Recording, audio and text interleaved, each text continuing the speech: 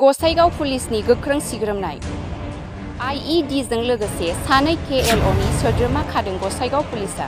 गसाइगाव महकुमानि सिङाव थानाय गुरुफेला थानानि बेन्दोङाव फुंनि समाव पुलिसनि स्रोद सुलुंनि गेजेरजों सिग्रोमनानै सानै KLOनि सोद्रोमाफोरखौ खानो हायो पुलिसआ। गसाइगाव पुलिसआ बिपुल राय आरो उत्तम राय मुंनि सानै KLO सोद्रोमाफोरखौ खायो। उत्तम रायनि न'निफ्राय IED गंनै, अकी-टकी नोगोद 13,500 रां बोखांनो मोन्दों पुलिसआ।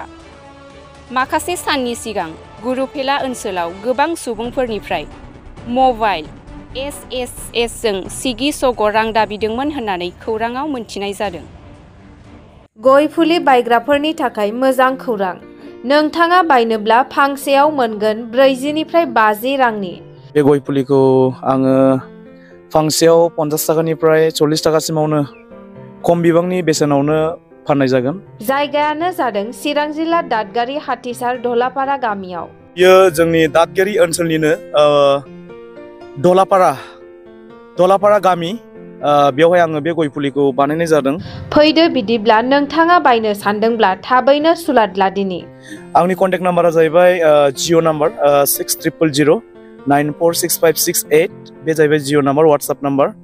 ओमफ्राय मोनसे दंबावो 8811926242। बे कन्टेक्टफोराव कन्टेक्ट खालामोब्लानो आंखौ मोननो हागोन आरो बे गय फुलिखौ बायनानै लांनो हागोन।